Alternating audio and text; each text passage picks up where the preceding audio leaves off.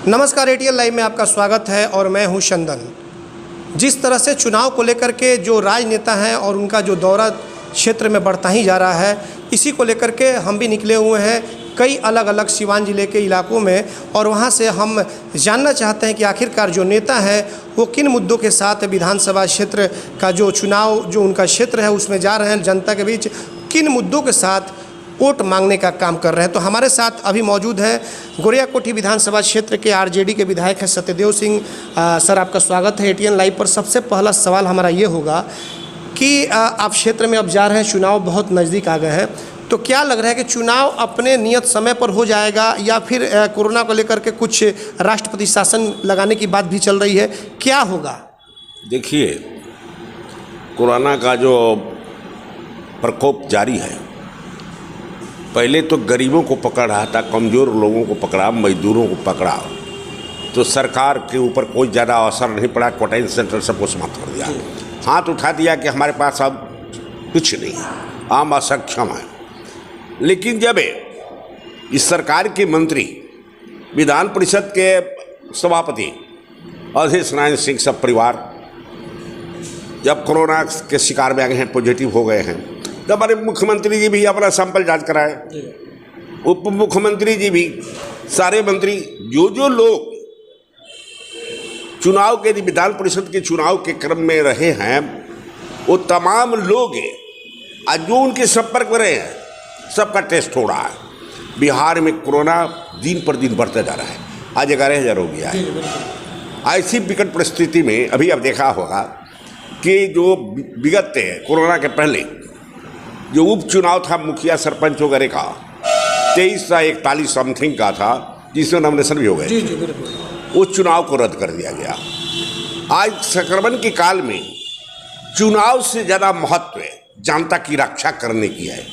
लेकिन ये सरकार, बिहार का केंद्र की सरकार, जो एक ही गाड़ी के दो पहिया है, दोनों की नियत है कि इस चुनाव अगर होता है तो हम चुनाव जीत जाएंगे।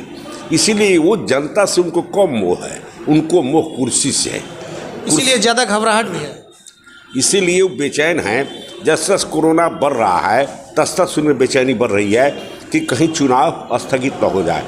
और जो स्थिति चल रही है उससे लगता है कि देर सवेर चुनाव पर स्थगित हो जाए और राष्ट्रपति शासन लागू हो जाए। तो आपको क्या लग रहा है कि चुनाव, आपका क्या राय है कि चुनाव क्या नियत समय पे हो जाना चाहिए या कोरोना को लेकर के फिलहाल अभी रोक देना चाहिए? देखिए, हमारा हमसे राय मांगते हैं तो मैं तो यही कहूँगा कि बिहार के 12 करोड़ जनता की पहले हिफाजत की जरूरत है। जनता रहेगी तभी चुनाव होगा। जनता के लिए ही सरकार बनती है, ना कि मुर्दा के लिए सरकार बनती है। ऐसी परिस्थिति में कोरोना से भयभीत पूरा बिहार है, दिन पर दिन बढ़ता जा रहा है। तो ऐसी परिस्थिति में हम तो मेरा राय होगा कि ये कोरोना से मुक्ति के बाद ही चुनाव कराए जाए। सत्यदेव जी, पिछले चुनाव की तरफ हम थोड़ा सा चलेंगे। पिछले चुनाव की अगर हम बात करें तो उस समय जेडीयू और आरजेडी का गठबंधन था, और उस समय आप भी चुनाव लड़े थे आरजेडी के सीट से, यहाँ पे चुनाव जीते भी आप। इस बार जेडीयू अलग हो चुकी है, और आपसे क्या लग रहा है कि आपको कहीं ना कहीं जेडीयू के अलग होने से आपको लॉस होगा या फिर क्या होगा? देखा जाए, वो जो जदयू और आरजेडी के बीच जो अलायंस के तहत चुनाव हुए थे, उस समय के माहौल और आज के माहौल में कोई तुलना नहीं है। माहौल क्या माहौल था उस समय का? उस समय जो जनता में नीतीश के प्रति श्रेय थी, नीतीश के प्रति प्रेम था, क्योंकि उनका प्रथम जो काल था वो थोड़ा डायनेमिक था। लोगों को भरोसा हुआ कि नीतीश ने जो शासन प्रक्रियाएँ चलाई है, अगर इनको पुनः मौका दिया जाएगा तो ये बिहार को एक गौरव प्रदान करा देगा। इसलिए उनको भावनात्मक वोट भी साथ थी। और आरजेडी का जो अपना जो निश्चित वोट है, उसका समीकरण वोट है, वो दोनों के जुटने से जो परिणाम आया वो कोई चमत्कार नहीं था। ये दोनों का अलायंस का फलाफल था। दोनों के वोट जुटे, भावात्मक वोट मिला। लालू जी भी सत्ता से 10 साल वंचित थे, उनके प्रति भी लोगों में भावनाएं जगी और जग करके ही वोट दिया, जिससे हमारी सरकार बन गई। दोनों का जो वोट था वो एकजुट हो गया। तो वही तो मैं भी कह रहा हूँ कि एक जो नीतीश जी अब अलग हो गए तो वो तो वोट चला गया बीजेपी के साथ। आज आपको लॉस हो सकता है। जी नहीं, आज जो स्थिति ये है कि जनता नीतीश कुमार से आक्रांत है। जनता के बीच ये संदेश चली गई है कि नीतीश कुमार केवल कुर्सी के लिए चिंतित है। कुर्सी के सिवा उन्हें बिहार के 12 करोड़ जनता से कोई लेना देना नहीं है। उन्हें कोरोना से ग्रस्त लोगों की चिंता नहीं है, उन्हें शिक्षा की चिंता नहीं है, उन्हें प्रवासी मजदूरों की चिंता नहीं है, उन्हें स्वास्थ्य की चिंता नहीं है, उन्हें बेरोजगारों की लंबी जो फोर्स है उनके बारे में चिंता नहीं है, वो भ्रष्टाचार पर उनकी चिंता नहीं है, जो रोज हत्याएं हो रही है उस पर नियंत्रण करने की चिंता नहीं है, बल्कि उनको एक ही चिंता है कि कुर्सी हमको मिले। काहे कि कुर्सी के लिए उनको पेटवती हो जाती है। जैसे उन्होंने जीतन राम मांझी को जो मुख्यमंत्री बनाया गया, स्वेच्छा से उन्होंने बनाया। क्यों बनाया? इसलिए बनाया कि उन्होंने कहा था कि मैं मर जाऊंगा लेकिन भाजपा के साथ नहीं जाऊंगा। जब भाजपा की सरकार केंद्र में बन गई और नरेंद्र मोदी हो गए तो प्रोटोकॉल के तहत, प्रोटोकॉल में व्यवस्था है, हमारे संवैधानिक व्यवस्था है, जब प्रधानमंत्री आएगा तो मुख्यमंत्री को अगवानी करना पड़ेगा। नीतीश कुमार ने यह निर्णय लिया कि हमने वादा किया है कि मर जाऊंगा लेकिन भाजपा में नहीं जाऊंगा, तब तो हमें प्रधानमंत्री के दरबार करना पड़ेगा, अगवानी करनी पड़ेगी। इसीलिए उन्होंने जीतन राम मांझी को मुख्यमंत्री बना दिया। अच्छा, ऐसा क्यों होता है कि जब जब देखा जाता है कि पार्टी जो है वो दल बदलती है, राग दूसरा आपने लगती है। कल तक आप नीतीश जी के साथ थे, नीतीश जी की तारीफ करते नहीं थकते थे, आज नीतीश जी के साथ नहीं है, आज उनका विरोध कर रहे हैं। क्या नेता जनता को बेवकूफ़ नहीं बना रही है? आपको क्या लगता है? देखिए, इस देश में 1952 में चुनाव शुरू है ना, आज 70 साल हो गया। 70 साल की राजनीति में जिसकी भी सरकारें बनी, सारे दलों ने जनता को ही गुमराह किया। इस देश की जनता केवल नाराओं पर अपनी जीवन काटी है, उम्मीदों पर इस देश की जनता, आश्वासन मिलता रहा है, उम्मीदों पर इस देश की जनता 70 बरस चली है। बल्कि इस देश की जनता को कुछ भेटाया नहीं है। जो अंग्रेजी काल में जनता की स्थिति थी उससे भी खराब स्थिति आज पूरे देश की हो गई है। 4 करोड़ लोग एक जून अन्न खाते हैं। जिस देश में 4 करोड़ लोग भागाबाउंड है, जो जिनको ना घर है, ना उनको रहने का जगह है, ना उन्हें प्रजातंत्र की जानकारी है, ना उन्हें राजतंत्र की जानकारी है, ना उन्हें हिटलर की जानकारी है, ना मुसोलिनी की जानकारी है। आज यहाँ रहते हैं, काल दूसरे जगह रहते हैं, भ्रमण करते हैं। जब मेरा न्यूमरेशन होता है, जनगणना होती है, तो जनगणना के लास्ट दिन हिदायत रहता है कि आप जो जहाँ खाना बहुत से बैठा जाए उसी जगह उसका नाम रोलिंग कर लीजिएगा। इतनी बेकारों की फौज बढ़ गई है। 51-52 घराना कॉरपोरेट्स जो है इस देश को लूट रहा है। अभी प्रधानमंत्री जी ने 20 लाख हजार करोड़ का एड किया, जिसमें 10% ही गांव वालों को फायदा होगा। 90% राशि कॉर्पोरेट ग्रुप को गया, ताकि उनकी फैक्ट्रियों को घाटा लगा है। तो फैक्ट्री को मेकअप करना हमारे प्रधानमंत्री की पहली अहम भूमिका है। ऐसी विकट परिस्थिति में जनता का मुंह भंग हो गया है। जनता मान के चल रही है कि नरेंद्र मोदी भाषणबाज मंत्री है, अब प्रधानमंत्री है, अब बिहार का मुख्यमंत्री कुर्सी मंत्री है, अब पलटू राम है। ये सत्ता के बिना एक क्षण रह नहीं सकता। सत्ता के जाने के बाद अच्छा, विधायक जी ये बताइए कि वर्चुअल रैली जो बीजेपी की आप देखते हैं और डिजिटल चुनाव कराने की तैयारी में है आपके अमित शाह जी। हाँ, देखा जाए, इनके पास अपार धन है, इनके पास अपार धन है। जब इन्होंने कालाधन समाप्ति की घोषणा की, नोटों को डिवैल्यूट किया, उसके पहले ही उन्होंने पैसे का अपना लेन देन कर लिया था। और जो हमारे रिजर्व बैंक ने कहा कि हिंदुस्तान की पूंजी हमारे पास 28,000 करोड़ रुपया रहा शेष पूंजी है, लेकिन जब रुपया रिकवरी हुआ तो कितना हुआ? 14,84,000 करोड़ की राशि हमारे आ गए। जो मूलधन पूंजी थी रिजर्व बैंक के पास, वो भी नहीं आया। इनके द्वारा सारे काला धन वालों से मिलकर अपने काला धन को वाइट करने में इतना धन का संचय कर लिया कि हिंदुस्तान के जो 778 जिले हैं, वो सारी जिला में इनका पार्टी कर्जालय हो गया है। जमीन खरीद कर मकान बन गया है। जमीन घोटाला भी हुआ था, जमीन घोटाला भी हुआ, सोना घोटाला भी हुआ, और करके इन्होंने अहम किया। इनके पास पूंजी का भाव नहीं है। अभी अमित शाह बिहार आए थे, जिनका वर्चुअल रैली हुआ था, जिसमें 1,144 करोड़ खर्च हुआ है। अगर 144 करोड़ रुपया अगर ये जो प्रवासी मजदूर आए हैं उनको दे दिया, उनके परिवार को दे दिया गया होता तो एक बहुत बड़ी उपकार होती। नीतीश जी ने बड़े बड़े जो उद्योगपति हैं उनको ऑफर दिया हुआ है कि आप आइए और टैक्स छूट दी जाएगी, भारी छूट दी जाएगी, और पर जो मजदूर, जो हमारे भाई मजदूर हैं जो बाहर से आए हुए हैं, उन्हें रोजगार मिलने की बात कही जा रही है। क्या लग रहा है, ये सिर्फ चुनावी घोषणा ये मानी जा रही है क्या इसे? 15 बरस से इनको किसने रोका था? और आपको किसने रोका था? 15 साल आपका लालू जी की राज थी, 15 साल आपने क्या कुछ किया? देखिए, मैं तो कह दिया कि बिहार भारत का चौथा राज्य था आज़ादी के बाद। आज बिहार भारत का अंतिम राज्य 28वां है। तो आखिर क्यों 15 साल तो आपकी पार्टी ने भी शासनकाल में राज किया। बिहार में जितने लोग सत्ता में रहे हैं केवल कुर्सी की चिंता की है, न कि बिहार की चिंता की है। आपके भी नेता आरजेडी के लालू जी या राबड़ी जी, किसी ने विकास के प्रति ध्यान नहीं दिया। जब फैक्ट्री लगाया जाए, उद्योग लगाया जाए, बड़े बड़े पूंजीपतियों को लाया जाए, ये कोशिश नहीं किया लोग आने को भी तैयार नहीं हुआ। क्यों? आपके पास कच्चा माल नहीं है। आपके पास कच्चा माल नहीं है तो फैक्ट्री कहाँ लगेगी जहाँ कच्चा माल होगा? आपके पास कच्चा माल नहीं है। आपके पास कच्चा माल था, झारखंड चला गया, अलग हो गया। तो इसके लिए फैक्ट्री लगाने के लिए जमीन की जरूरत है, कच्चा माल की जरूरत है, आवागमन की जरूरत है, नेवल की जरूरत है, बिजली की जरूरत है, अपराध मुक्त देश राज्य की जरूरत है। उसकी अभाव थी। न कच्चा माल है, न कोई पूंजीपति यहाँ पर आकर निवेश लगाना चाहता है। आपकी सूता मिल बिल्डिंग की नीलामी हो गई इस नीतीश जी के विकास की जो सरकार कही जाती है। नीतीश कुमार के काल में 1900 हमारे कुटीर उद्योग धंधे थे बिहार में, 1900 वो सारे बंद हो गए। एक सूता मिल आपको याद पड़ रहा है तो 3 गो चीनी मिल क्यों भूल जाते हैं, मरहरा का मॉर्टेन क्यों भूल जाते हैं, मरहरा का मिल क्यों भूल जाते हैं, गोपालगंज का क्यों भूल जाते हैं। हिंदुस्तान में जितने चीनी मिल है, 1 नंबर महाराष्ट्र, 2 नंबर में बिहार था। बिहार में 27 चीनी मिल थे, जिसमें 10 को चल रहा है। तो आपके पास आप बरहड़ा का मॉर्टेन जो था दुनिया का एक चमत्कारी व्यवस्था थी। आज देख रहे हैं मर गया। खाद फैक्ट्री बरौनी का बंद है, आपके कैल्शियम का फैक्ट्री बंद है, बटन का फैक्ट्री बंद है, जितने छोटे छोटे उद्योग धंधे थे सब बंद है। नीतीश कुमार जी इस कलयुग में वही काम कर रहे हैं जो द्वापर में दुर्योधन कर रहा था। दुर्योधन भी दोनों हाथ से धन को लूटा रहा था, ये भी दोनों हाथ से धन लुटा रहे हैं। इनको मित्र से कितना प्रेम है आपसे छिपा नहीं है। विकास मित्र, शिक्षा मित्र, थाना मित्र, बैंक मित्र, दलित मित्र, रुपया कितना दे रहे हैं? 6,000, 7,000, 8,000, दोनों हाथ से बहवा रहे हैं।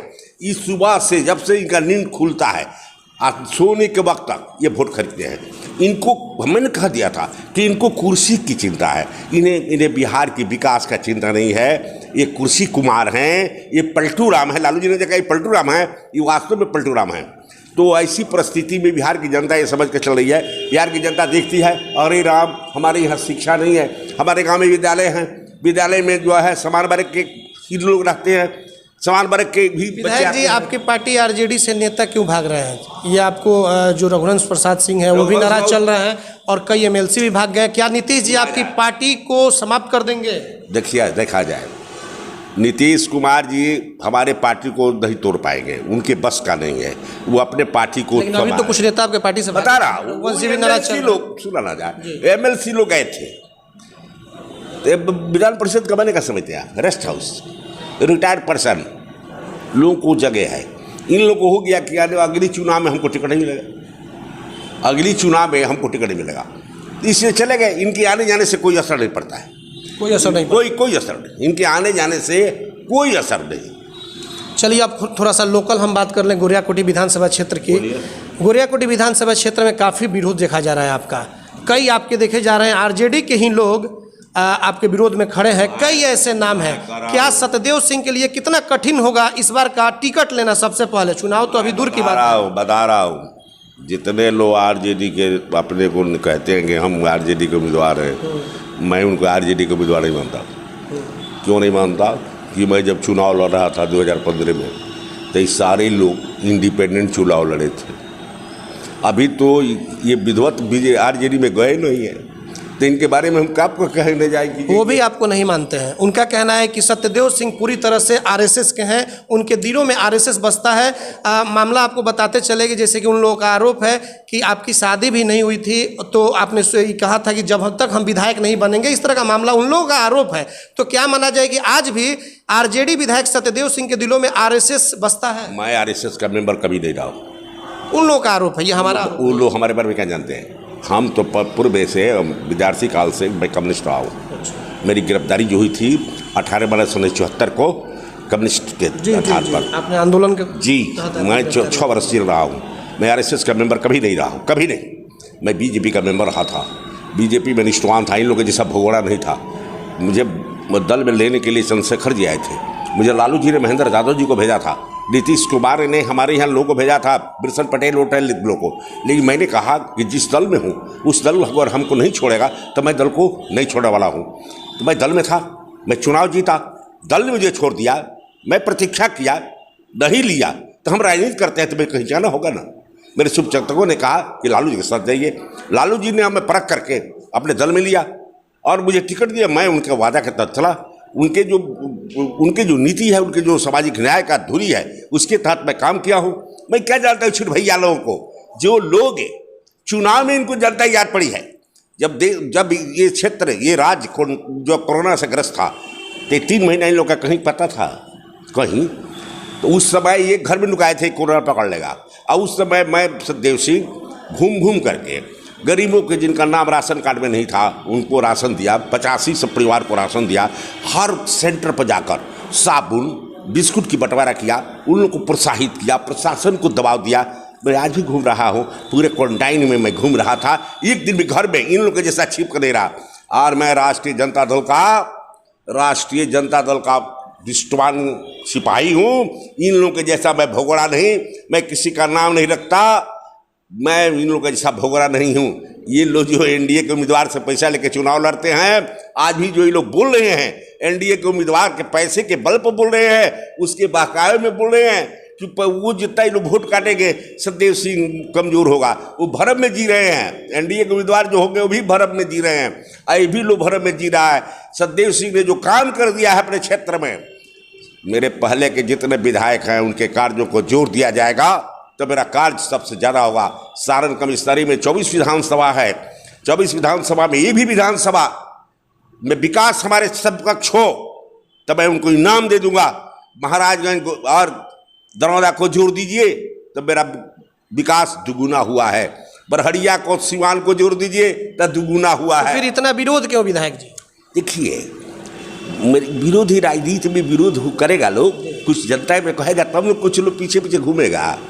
हम 100% को अपने पक्ष में नहीं कर सकते। हम करेंगे, माने विकास किए हैं, इन लोग ऐसा नहीं विकास किए हैं। हमारा पूर्व का जो एमएलए थे जातिगत आधार पर, जाति के आधार पर काम किए। आप मेरे क्षेत्र में घूम जाओगे, पत्रकार हो भाई, जाकर देखिएगा। सत्यदेव 96% गाँव में सड़क बनवाया है। ये नहीं चिन्हा है कि एक गांव के लोग वोट नहीं दिया, ये नहीं चिन्हा है कि बैकवर्ड गांव है, ये नहीं चिन्हा कि हमारे विरोधी भाजपा का जगह है। नहीं, हम जब एमएलए हो गए तो हम सबका हो गए। सबका विकास मेरा विकास, सबका विकास आरजेडी का विकास। आप प्रभुनाथ जी के काफ़ी करीबी माने जाते हैं, पूर्व सांसद जो हैं, और एक तरफ रामायण चौधरी जो मोहम्मद शहाबुद्दीन के काफ़ी करीबी माने जाते हैं। सेंट्रल कोऑपरेटिव बैंक के जब चुनाव हुए अध्यक्ष पद के लिए तो उनकी काफ़ी अच्छी भागीदारी रही मोहम्मद शहाबुद्दीन जी की, और उन्होंने ही बिठाया था। अब उन लोगों का कहना है कि वहाँ से मुझे लाइसेंस मिल चुका है, मुहर लग चुकी है। तो क्या माना जाए कि एक तरफ प्रभुनाथ सिंह आपको मदद कर रहे हैं, मोहम्मद शहाबुद्दीन साहब उधर कर रहे हैं, तो इन दोनों में टिकट आखिर किसे मिलेगा? सुना जाए, मैं टिकट की बात नहीं करता। टिकट तो अभी सितंबर की बात है, चुनाव अक्टूबर में होगा। अभी लोग बढ़ा रहे हैं, इनको बढ़ाने दो। टिकट किसको मिलेगा समय बताएगा। बढ़ाते थक जाएंगे, विश्राम वाले में चले जाएंगे। फिर से सत्यदेव सिंह को ही टिकट मिलेगा? बेशक टिकट मिलेगा, बेशक, अनडाउट है, टिकट मिलेगा। ये जो घूम रहे हैं आपके पार्टी में, ये लोग घूमता है, घूमे, ये लोग तो मूल को घूमने की आदत है। ये लोग कौन नया नहीं घूम रहे हैं। लेकिन रामायण जी शहाबुद्दीन साहब के काफ़ी करीबी तरीके जा रहे, वो किसी के काबिल नहीं है। वो शराब माफिया है, शराब बेचते हैं, पैसा के लोग बांटते हैं।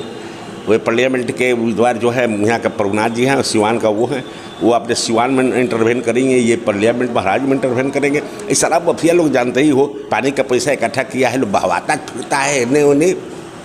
अभी तो शराब बंदी है ना। अरे शराब बंदी है, लोग का शराब कहिया बंद है? नीतीश कुमार का शराब रे लाइसेंसी बंद है, गैर लाइसेंसी तो लाइसेंसी का 10 गुना चल रहा है। और वो पैसे कमीशन जा रहे हैं, आरसीपी सिंह इकट्ठा करके चुनाव फंड इकट्ठा कर रहा है। अगर इकट्ठा नहीं करेगा तो भैंचो रैली कैसे करेगा, डिजिटल प्रोग्राम कैसे होगी, कहाँ से होगी बोलो? इस बार क्षेत्र में अब जनता के बीच जा रहे हैं, महज 2-3 महीने बच चुके हैं चुनाव के।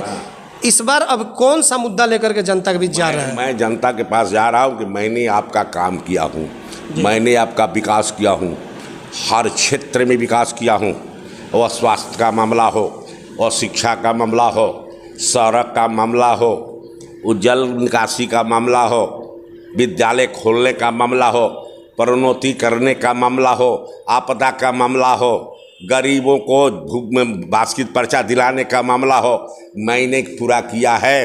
मैं काम किया हूँ, मैं ईमानदारी से आपका विकास किया हूँ। आप भी ईमानदारी से मुझे वोट दीजिए और मुझे पुनः विधानसभा भेजने का संकल्प कीजिए। अगर टिकट लेकर के फिर से एक बार सतदेव सिंह जनता के बीच जाते हैं तो क्या आप श्योर हैं कि जनता फिर से एक बार आपको विधानसभा? बेशक मैं जीतूँगा, बेशक जीतूँगा। वो केवल हम दल के वोटर हमारे पास नहीं है। MY तो हिंदुस्तान में जितने भी राष्ट्रीय दल हैं, क्षेत्रीय दल हैं, उतना वोट एक है, समीकरण किसी का MY है।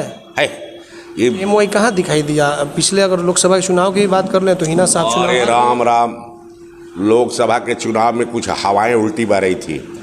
लोकसभा के चुनाव को विधानसभा के चुनाव से मत जोड़िए, विधानसभा के चुनाव को मुखिया के चुनाव से मत जोड़िए, मुखिया के चुनाव को वार्ड से मत जोड़िए। जैसा नजदीक चुनाव होते हैं वहाँ पर परिस्थितियाँ बदलती रहती हैं। 3 कंटेस्ट होता है, काहे कि केंद्र में MP से बहुत कम लोगों को जरूरत पड़ती है, 2% से 3%। अंतिम सवाल विधायक जी कि आप अगर टिकट लेकर के आते हैं फिर से एक बार वही JDU और BJP के गठबंधन के आपके उम्मीदवार सामने होंगे, और BJP अच्छे तरीके से जानती है कि कार्ड कैसे खेलना है, और नरेंद्र मोदी का जो माहौल चल रहा है अभी, लहर कही जाती है कि BJP की नरेंद्र मोदी की लहर है, इस लहर को किस तरह से उसको पार करने का आप काम? मैं कहूँगा कि नरेंद्र मोदी के झूठ है जो का पर्दाफाश हो गया है। नरेंद्र मोदी 9 बार छीन गया था, जो भारत का पहला प्रधानमंत्री है। इसके पहले 9 बार मेरा कोई प्रधानमंत्री नहीं गया था। एक बार गए, नेहरू जी गए, 1962 में ही हमला किया था। उसके बाद हमारा प्रधानमंत्री नहीं गया। 9 बार प्रधानमंत्री गया था, भोग रहा है देश। अरे जब इसका नेपाल बात नहीं मान रहा है, नेपाल आंख दिखा रहा है, नेपाल बैरेज को नहीं बनने दिया, नेपाल हमारे सीमा की नक्शा अपने में बना दिया। किस राजनीति के कूटनीति के बात है भाइयों बहनों कहने से? देश की भलाई नहीं होने जा रही है। ये साबित हो गया कि नरेंद्र मोदी छालवा है, भाषणबाज है, भाई बहन कहने वाला है। इसने जितना घोषणाएं की, कोई घोषणाओं को पूरा नहीं किया। प्रथम चुनाव में कहा महंगाई मिटा दूंगा, कहा शिक्षा में परिवर्तन कर दूंगा, बेरोजगारों को 2 करोड़ लोगों को रोजी दे दूंगा, काला धन मंगा दूंगा, सारे लोगों को बांट दूंगा।